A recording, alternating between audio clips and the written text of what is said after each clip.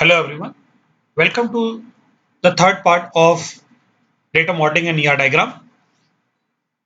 I hope that you have gone through the first two parts as well as the videos of database keys. So please make sure that uh, before watching this video, you have seen all the videos related to DBMS keys. And as I have told you earlier, there are around 15 videos on keys and constraints. Although they are small, uh, 15 you may find a large number, but the videos are small, so it won't take much of your time. And the video are numbered from 31 to 44 in my YouTube channel.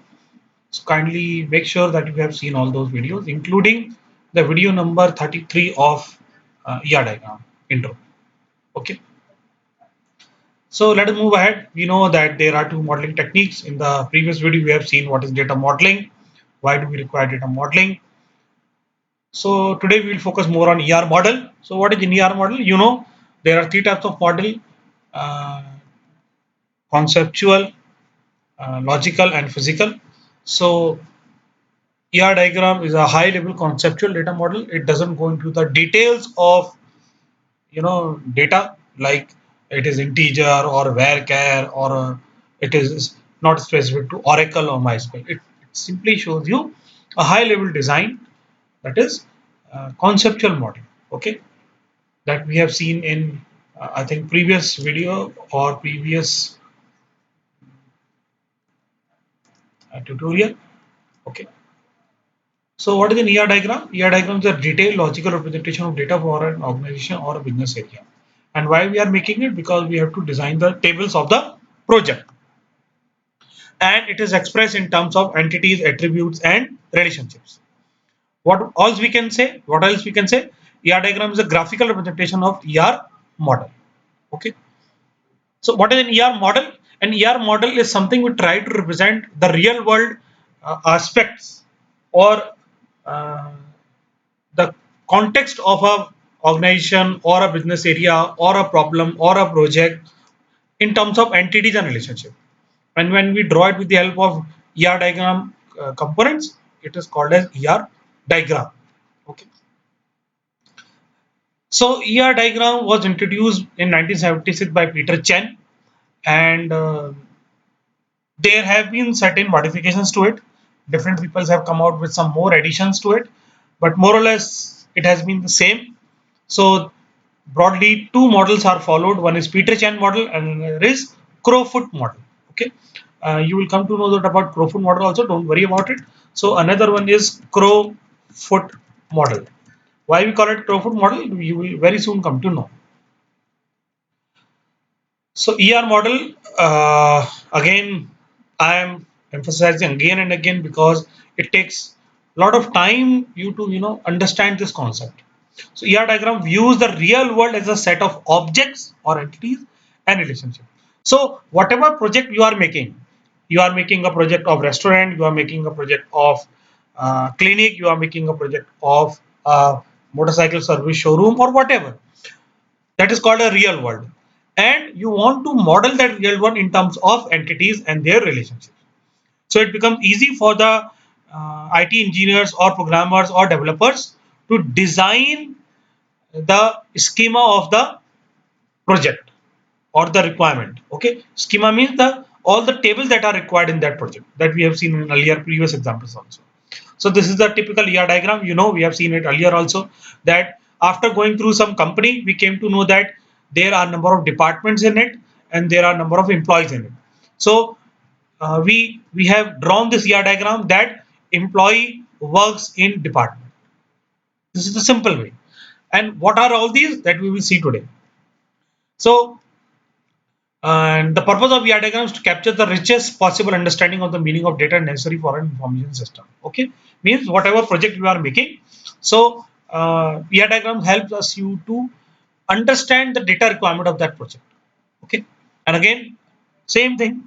ER diagram are made from entities, attributes, and relationships. So this is another illustration I have taken it from different sources. That is why you are seeing it again and again. You may note them down. It will help you to revise, recall. Okay. So it is a modeling technique used in software engineering to produce a conceptual data model of a upcoming project involving a system or software or whatever you say. Okay. So let us begin with, first of all, uh, we have seen in previous video that ER diagram is made up of many things like entity, attributes, and relationships. So today we will conclude them, or we will cover them.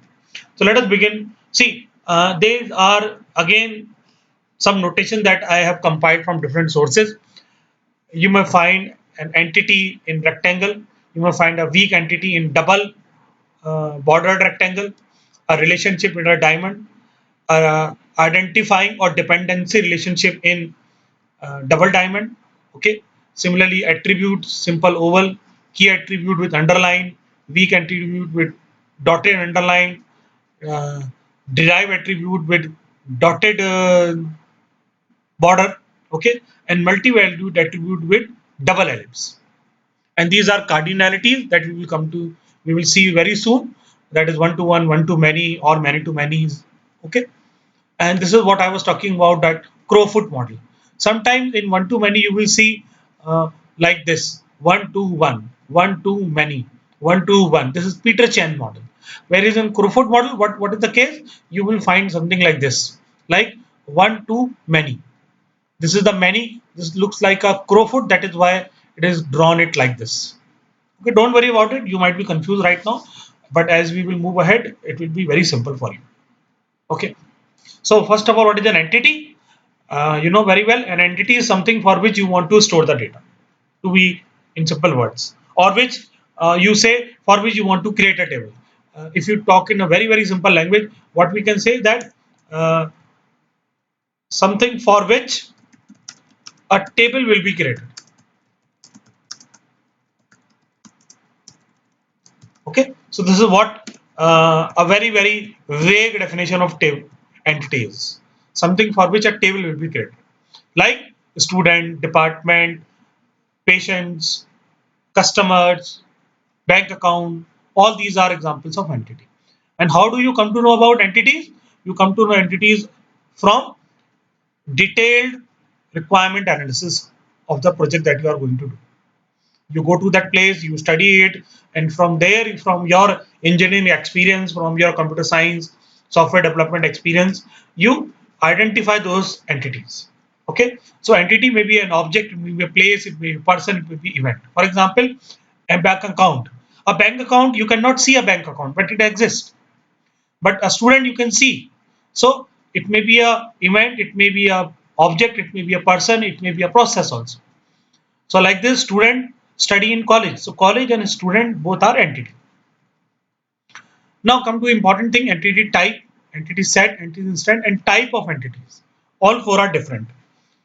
An entity type is a collection of entities that share a common properties. Okay. Some common properties. What do you mean by some common property? It is not about common attribute. Common property means, for example, student, class, and professor. They all belong to university. So for a university, they are entity type. Entity instance. An entity instance is a single occurrence of that entity type. For example, let us see practically. For example, let us see select star from student. Now, what is this? This is a complete entity set. This entity set, collection of similar type of entity. Okay. For example, entity student. This is student A, student B, student C. So it becomes an entity set. So here you can see all these are student of your class. But if you talk about this is entity instance. Okay, so you can select star from student where roll number equals to 1. So this is one entity instance or example. I hope this is clear to you.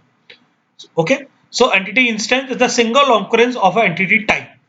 Entity type what? Student is an entity type, class is an entity type, and professor is entity type.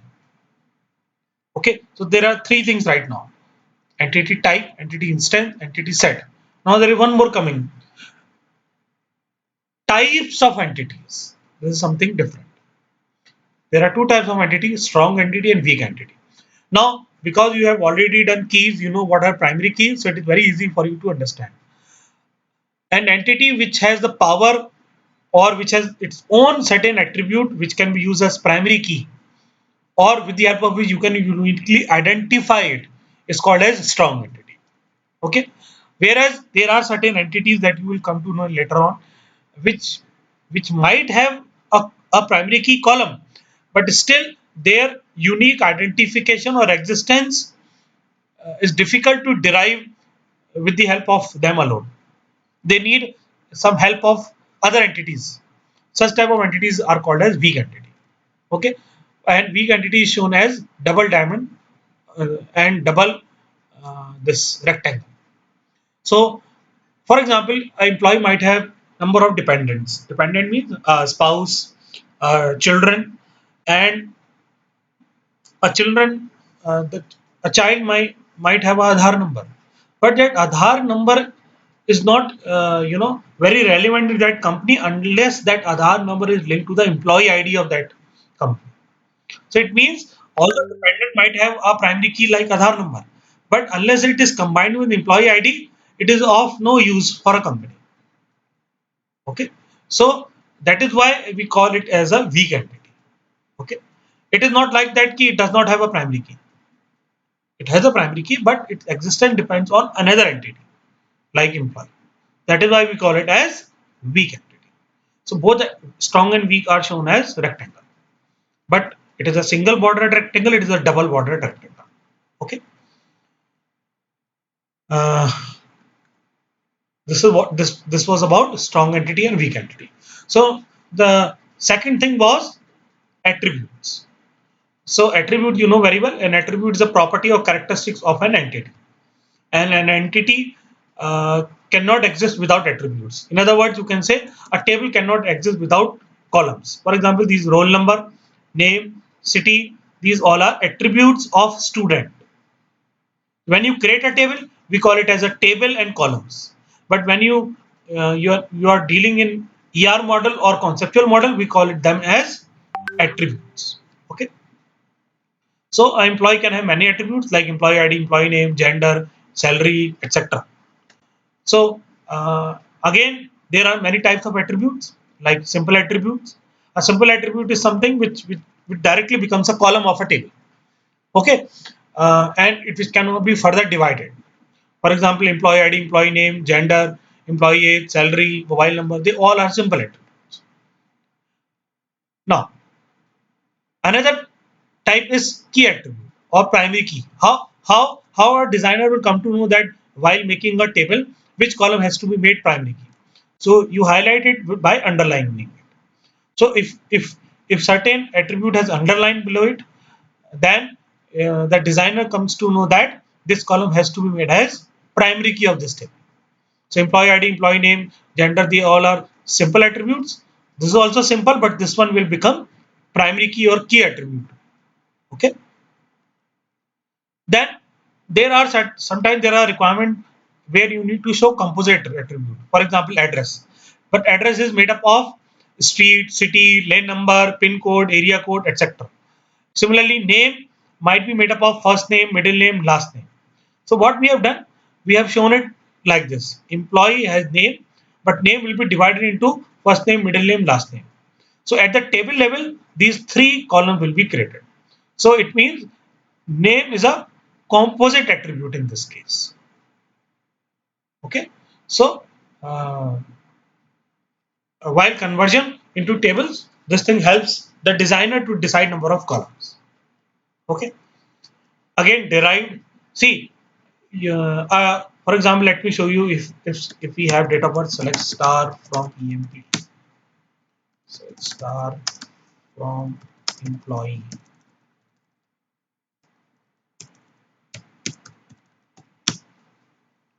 Okay. Right now we don't have data birth. Select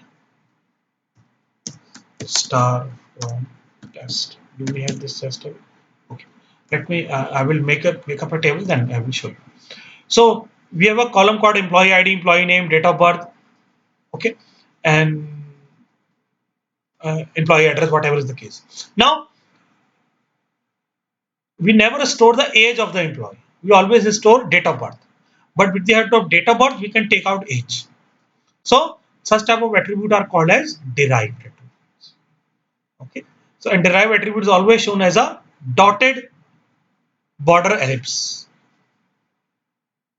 Okay. And this arrow shows that it will be this age will be derived from date of birth physical column.